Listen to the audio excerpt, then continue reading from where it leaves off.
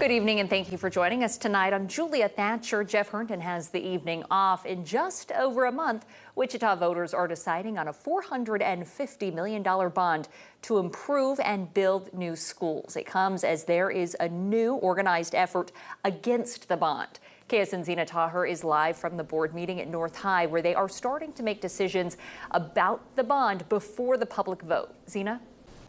We have an update on the investigation into the child's remains found in a Rose Hill backyard in September. The Rose Hill police chief tells KSN they are nearing the end of their investigation and hope to turn over their findings to the county attorney within about a month. The city of Salina says snow and ice removal efforts are continuing through the week as needed. The January 5th snowstorm dropped 12 inches of snow on the city. Crews spent the weekend working to clear residential streets and plan to transition to the downtown area on Wednesday. As Sedgwick County and other local agencies recover from last week's double snow, how are the resources holding up with winter only halfway over? Look for that report coming up tonight on KSN News at 10. From our Kansas Capitol Bureau, state lawmakers kick off the new legislative session at the State House in Topeka. Republican leadership say their top priority is property taxes. They picked up 3 additional seats in the House and 2 in the Senate, and this gives them enough numbers to pass bills and override a veto from Governor Kelly strictly on party lines without Democratic support. The governor asked lawmakers to not push through more tax cuts this year so they can see how last year's cuts affected the budget. Democratic leaders say their top priority is Medicaid expansion. The Kansas Board of Education set to hold a public hearing next month on a push to eliminate applying for federal student aid as a new graduation requirement for high school seniors. The board voted last May to make completing a FAFSA form or signing a waiver to avoid it one of the requirements for graduation. The hearing is set for Tuesday, February 11th. The federal government files a lawsuit against a Wichita gentlemen's club.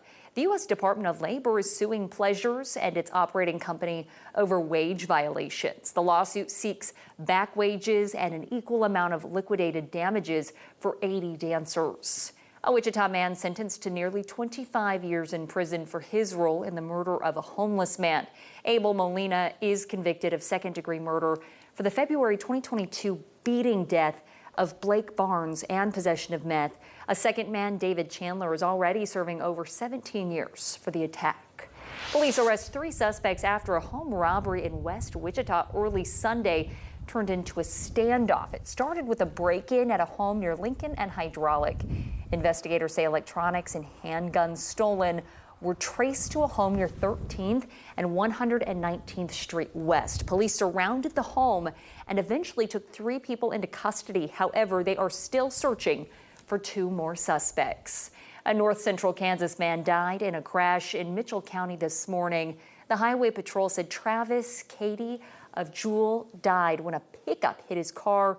That pickup crossed the center line on K-14 north of Beloit. The driver of the pickup taken to the hospital with serious injuries.